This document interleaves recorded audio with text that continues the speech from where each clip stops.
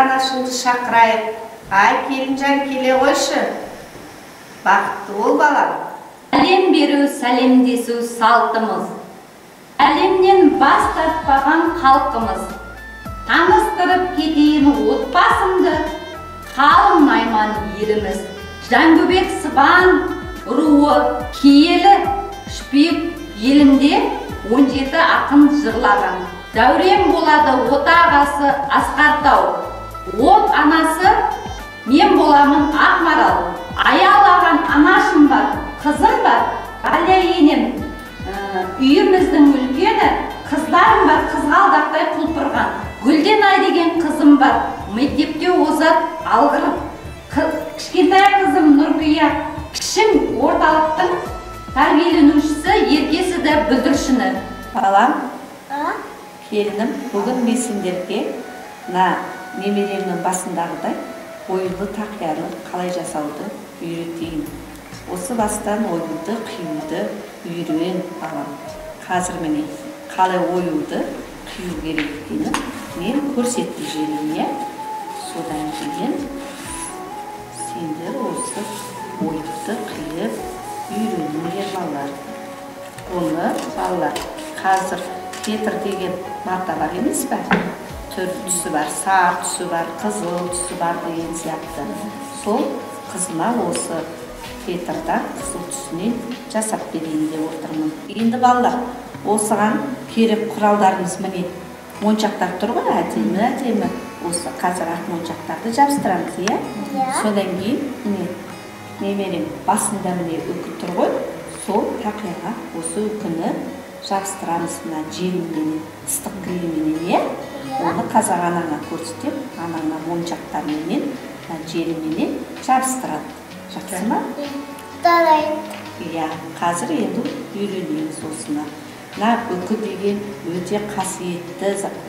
Бұл үкі дегенді ырымға таққан. Мысалы, тойда қыз ұзатуларға ырымдап қолдарына таққан. Періштелердің тіл көзден сақтасын деп үкі таққан. Үкілі болсын деп қолға да тағады. Оқып алды балаларым, келін. Ерте мен көзім жұмғанда осының бәрін немелеріңе айтып отырасыңдар. Балалар, осы үкіні жас бала туғанда бесікке де қадаған.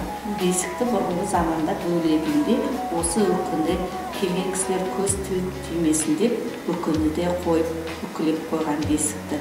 Ал енді ағардай оюды қалай қиятынын мен сендерге жолын көрсетіп жүрейін. Балаларым, келін, міне үкіні қидым сендерге, міне оюлап жақсылап.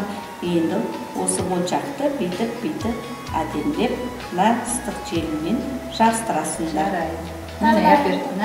Мә, қызым сен беріп отыр. Қай моншақтар саған ұнайды, сол моншақтарыңды жабыстырып отырыңдар. Не мама, немереңіз екеуміз мінеке әдемілеп әшекейледік, ыстық желіммен желімдедік. Қане көріп жүрейін. Өте жақсы, дұрыс жабыстырыпсыңдар. Енді осыған ыстық желімменен үкіні әдемілеп тұрып, желімдеп отырғызыңдар. Желімдеп әдемілеп отырғызыңдар. Енді осыны қане немерем басына кигізіп көрейік. Өте әдемі үкі болады. Өте жақсы әдемі әшекей болады. Апамызға не айтамыз? Апасы немереме осындай үкілі әшекей жасап берген. Үлкен рахмет. Біз сіздің арқаңызда көгереміз, өсеміз. Рахмет үйреткеніңізге. Балалар не жасап отырсың? Өте жақсы өнерлі болып. Ұстай тұрайын, әкел балам. Немерем өзім сияқты өнерлі болады деп отыр екен.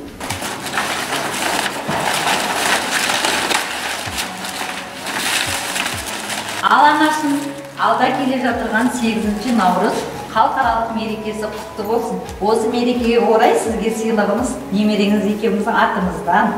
Өте жақсы, үлкен рахмет балаларым. Өркендерің өссін. Амин.